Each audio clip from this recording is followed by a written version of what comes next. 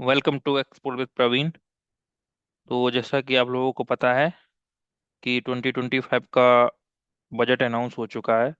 तो उसमें हमारे न्यू टैक्स रिजीम में कुछ चेंजेस किए गए हैं जो कि काफ़ी रिवोल्यूशनरी चेंजेस हैं। 12 लाख तक इनकम पर टैक्स फ्री हो चुका है। और तो अगर आपकी इनकम 12 लाख तक आपको एक भी टैक्स नहीं देना है। बट अगर आपकी इनकम 12 लाख से ऊपर है तो आपको कितना टैक्स देना है और कैसे कैलकुलेट करते हैं तो वो मैं आपको यहाँ बताने वाला हूँ।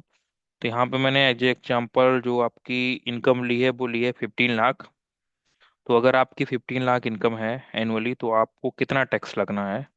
तो सबसे पहले तो जो 75,000 का हमारा स्टैंडर्ड डिडक्शन है न्यू रिजिम में वो एज इट इज़ है।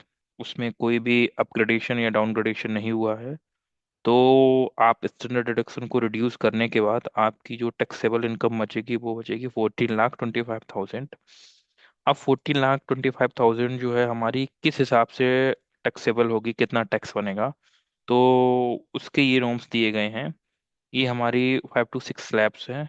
इसके अकॉर्डिंग जो टैक्स है कैलकुलेट किया जाएगा। तो जो पहला टैक्स स्लैब है 0 to 4 लाख, इसमें 0% टैक्स है। और दूसरी जो टैक्स स्लैब है 4 to 8 लाख, वो 5% टैक्स है। और तीसरी जो स्लैब है वो है 8 to 12%, 10% टैक्स। और जो हमारी फोर्थ टैक्स स्लैब है वो है 12 लाख to 16 लाख, 15% टैक्स। तो हमारी जो टैक्सेबल इनकम है इस स्लैब में लाई करती है। तो इसके अकॉर्डिंग अब हम बात करें तो 4 लाख तक हमारा जीरो टैक्स है। 4 से 8 लाख के बीच में जो जो 4 लाख का गैप है उसमें आपको 5% टैक्स लगेगा, जो कि होता है 20,000। और 8 लाख से 12 लाख के बीच में जो नेक्स्ट हमारा 4 लाख का गैप है उसमें भी लगेगा 40,000। और उसके बाद जो हमारा 12 लाख से 14,25,000 के बीच में जो गैप है 2.2 लाख का, तो उसमें 15% का जो है हमारा टैक्स लगेगा। तो वो अमाउंट होगा जाके 33,750 रुपीज।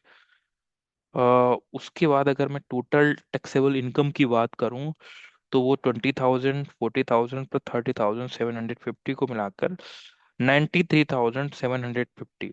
तो समथिंग आपको 94,000 का टैक्स देना पड़ेगा अगर आपकी इनकम 15 लाख रुपीज है। तो यहाँ पे कुछ बेनिफिट्स हैं जो कि अगर आप पुराने रिज्यूम की बात करते थे उसमें समथिंग लाइक 1,30,000 समथिंग का, तो आपको यहाँ के 32-33 हजार की कुछ बचत मिल रही है।